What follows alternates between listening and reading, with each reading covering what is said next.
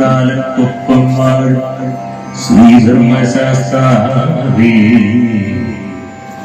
അഖിലാണ്ട കോടി ബ്രഹ്മാണ്ട നായകനാ എന്നയ്യനയ്യപ്പ സ്വാമി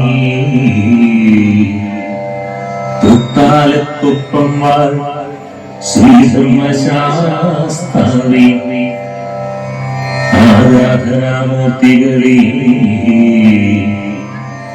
നമോസ്തുതേ നമോസ്തുതേ നമോ നമഃ.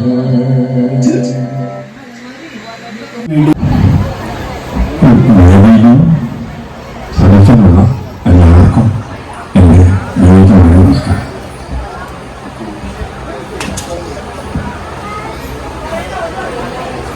എല്ലാവരെയും ധൈര്യം പറഞ്ഞ പോലെ ഞാനിവിടെയൊക്കെ കളിച്ച് നടന്ന ആളാണ്.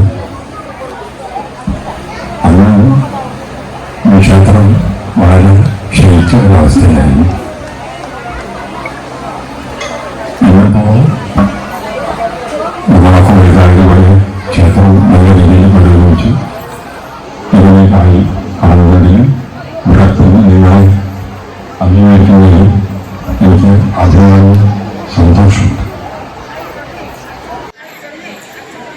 ഒപ്പം അതോടൊപ്പം ഇങ്ങനെ ക്ഷേത്രനടയിൽ വന്ന് നിൽക്കാൻ സാഹചര്യം ഒരുക്കിയ ഇതിൻ്റെ ഭാരവാഹികൾക്കും നമുക്ക് എല്ലാവർക്കും എൻ്റെ നന്ദി സന്തോഷം അറിയിക്കട്ടെ.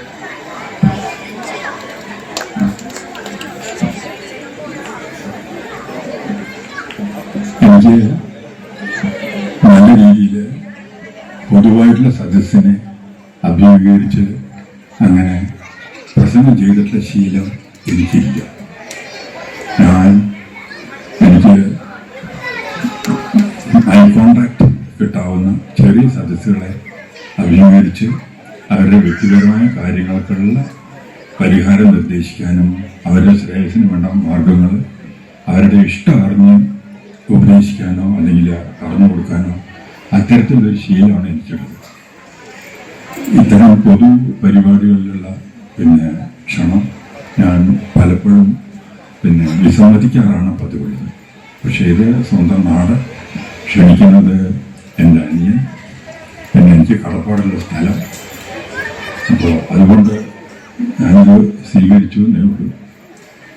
എൻ്റെ വാക്കുകളിൽ പോരായ്മകളോ അല്ലെങ്കിൽ നമുക്ക് യോജിക്കാത്ത എന്തെങ്കിലും ഉണ്ടെങ്കിൽ ക്ഷമിക്കണമെന്ന് ഞാൻ മുൻകൂർ ജാമ്യം എടുക്കണം.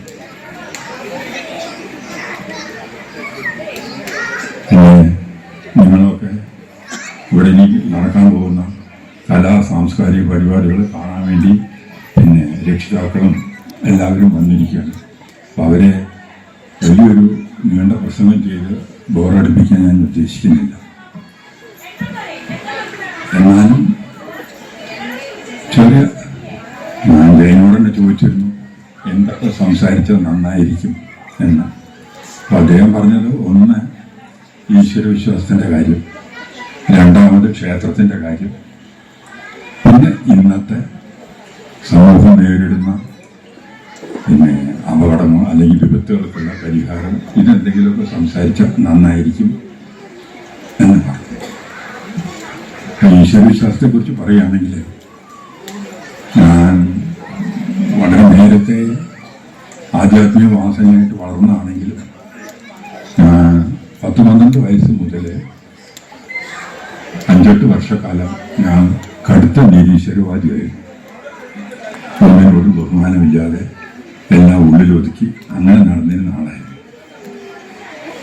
സാഹചര്യം കൊണ്ട് എനിക്കൊരു പ്രത്യേക അനുഭൂതി ഉണ്ടാവുകയും അതിലൂടെ ഞാൻ അതുവരെ വിശ്വസിച്ചിരുന്നതും പ്രവർത്തിച്ചിരുന്ന ആരെല്ലാം അങ്ങനെയല്ല എന്നുള്ള ബോധ്യം ഒരു നിമിഷം കൊണ്ടാണ് എനിക്കുണ്ടാവുന്നത്.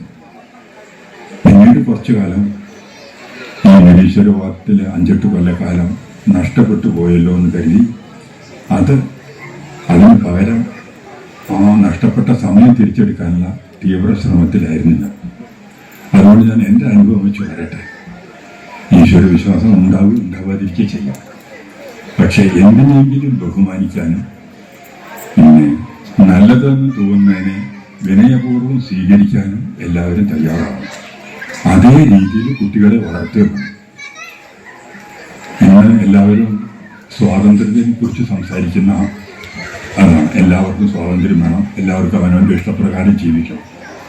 പക്ഷേ ഉത്തരവാദിത്വവും ചുമതലകളും ഇല്ലാത്ത സ്വാതന്ത്ര്യം അരാജകത്വം എന്ന് പറയും. ഒരു വ്യവസ്ഥയില്ലാതെ അങ്ങനെ ആയിപ്പോകും.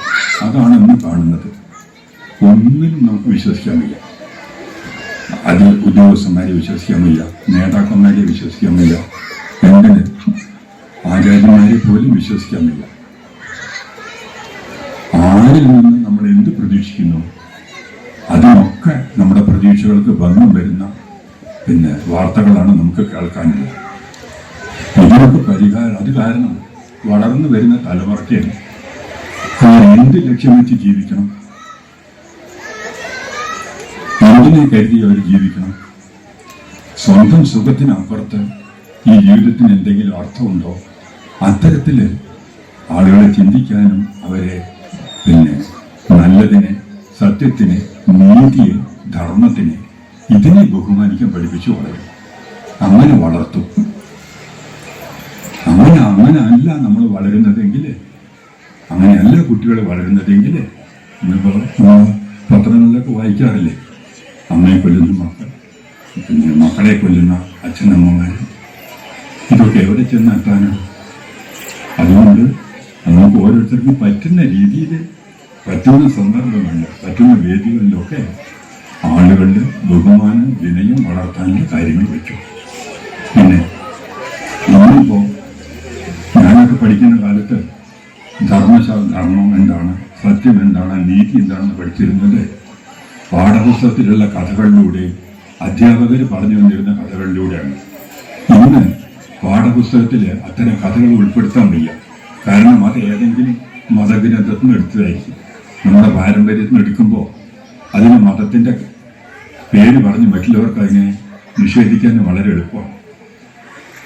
അതിന് പ്രാമുഖ്യം കൊടുക്കുന്ന ഒരു വേദിയായിട്ട് ക്ഷേത്ര സാംസ്കാരിക കമ്മിറ്റികളും മാറട്ടെ എന്നാണ് എൻ്റെ അഭിപ്രായം. പിന്നെ ഈശ്വരവിശ്വാസം വേണോ വേണ്ടയെന്ന് എന്തിലെങ്കിലൊക്കെ വിശ്വസിക്കുന്നത് നല്ലതാണ്. ആ വിശ്വസിക്കുന്നത് നമുക്ക് ആത്മവിശ്വാസം തരും. എന്തിനും എനിക്ക് എന്നെ സഹായിക്കാൻ, ശരിയായ വഴിക്ക് നയിക്കാൻ എന്തോ ഉണ്ട് എന്നുള്ള ബോധം അതെല്ലാവർക്കും നല്ലതേ വരുത്തും. ഞാൻ ഉദാഹരണം പറയാം. നമ്മൾ ഇരുട്ടത്ത് നടക്കുകയാണ്. അപ്പൊ നമുക്ക് 3 മനോഭാവം ഉണ്ടാവാം. ഒന്ന്, അവിടെ ഒന്നുമില്ലാതെ. ഒന്ന്, നമ്മളെ പേടിപ്പിക്കുന്ന, നമ്മളെ അപകടപ്പെടുത്തുന്ന എന്തോ ഒന്നുണ്ടെന്ന് വിചാരിച്ച് പേടിക്കാം.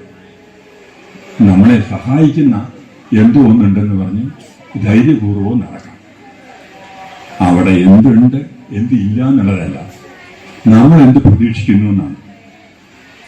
ഒന്നിനും വ്യവസ്ഥയില്ല എന്ന് കരുതി പേടിച്ച് ആത്മവിശ്വാസം ഇല്ലാതെ പോവാം.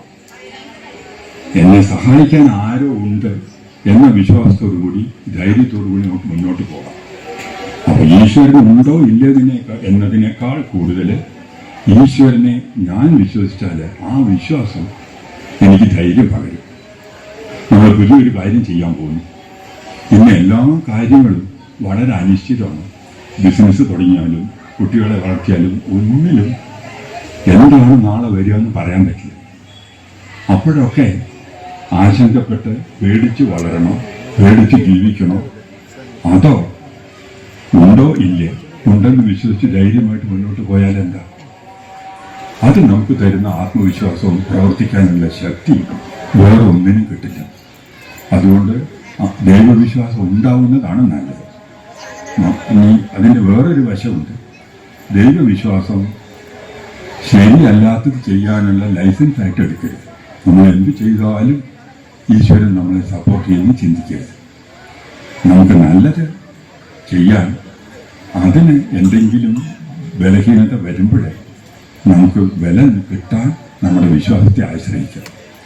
ഈ പ്രപഞ്ചം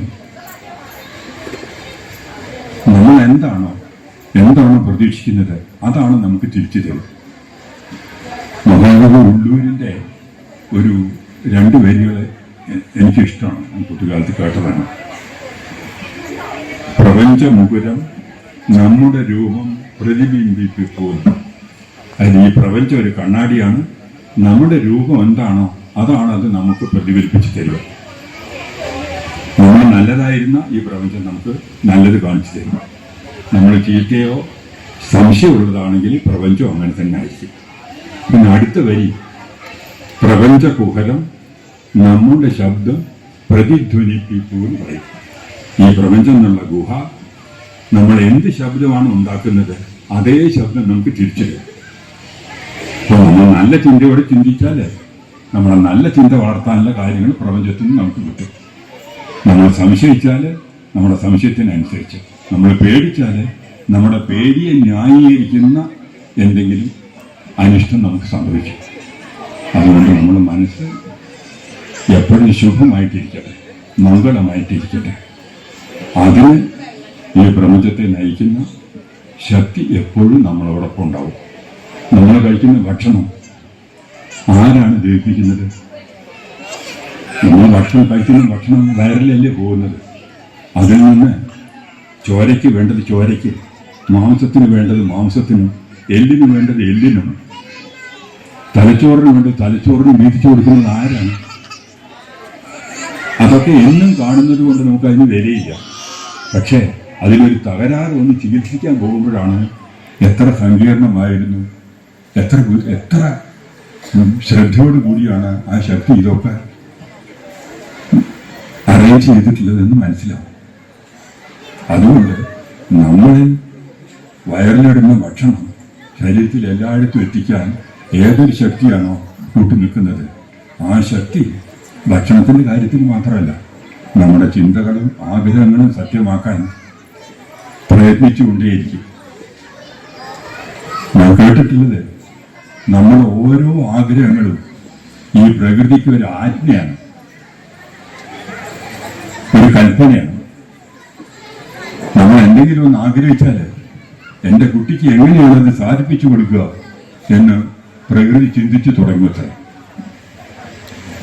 അതുകൊണ്ട് നമ്മുടെ മനസ്സ് നമ്മുടെ വീട്ടുമുറ്റം പോലെ, നമ്മുടെ തോട്ടം പോലെ വളരെ ഭംഗിയായും വൃത്തിയായും വയ്ക്കും. അവിടെ വേറെ അശുഭ ചിന്തകളോ അശുഭ കാര്യങ്ങളോ കയറാതെ നമ്മൾ നോക്കണം. ചുറ്റുമെന്തോ നടന്നോട്ടെ. പിന്നെ ഒരാൾ അങ്ങനെ നിന്നാൽ അയാളെ കണ്ട് മറ്റുള്ളവർക്ക് ആത്മവിശ്വാസം വരും, അദ്ദേഹം ഉണ്ടല്ലോ എന്ന്. കാരണം മനുഷ്യൻ വ്യക്തിപരമായിട്ട് മാത്രം ജീവിക്കുന്ന ആളല്ല, മനുഷ്യനൊരു സമൂഹം കൂടെ വേണം. അവനവൻ മാത്രം എന്ത് ചെയ്യും? പണ്ടൊക്കെ ഞാൻ കുട്ടിക്കാലത്ത് ആളുകൾ പ്രസംഗിക്കുമ്പോൾ തമാശയായിട്ട് പറയാറുണ്ട്, ഞാനും എൻ്റെ ഭാര്യ ഒരു തട്ടാനും മാത്രം മതി. അതൊക്കെ സാഹചര്യങ്ങൾക്കനുസരിച്ച് അങ്ങനെ പറഞ്ഞു പോകുന്നു എന്നേ ഉള്ളൂ. അങ്ങനെ ആർക്കും ജീവിക്കാൻ പറ്റില്ല. എല്ലാവരും കൂടെ ചേർന്ന് തന്നെ ജീവിക്കാൻ പറ്റുള്ളൂ. അത് നമ്മൾ ജീവിക്കുന്നത് മാത്രമല്ല, നമ്മൾ അധപ്പതിച്ചാൽ അത് കണ്ട് ഒരുപാട് പേരുടെ ഉത്സാഹം കുറയും. നമ്മൾ ഉയർന്നാൽ അത് ഒരുപാട് പേർക്ക് ആത്മവിശ്വാസം നൽകും. അങ്ങനെ ഒരു കടമ പോലും എല്ലാവർക്കും ഉണ്ട്. നാരായണ ഗുരുദേവന്റെ ഒരു പ്രാർത്ഥന നിങ്ങളൊക്കെ കേട്ടിട്ടുണ്ടാവും. അവനവൻ ആത്മസുഖത്തിനാചരിക്കുന്നത് അവരന് സുഖത്തിനായി വരണമെന്ന് എല്ലാവരും പറയാറുണ്ട്. നമ്മൾ നമ്മുടെ സ്വന്തം ആഗ്രഹങ്ങളെ തൃപ്തി ഇത് കണക്കാക്കി നമ്മൾ എന്തെങ്കിലും ചെയ്യുന്നത് മറ്റുള്ളവർക്ക് നല്ല രീതിയിലാവണം. അങ്ങനെ ഒരു ചെറിയ നിയമം എല്ലാവരും പാലിക്കും.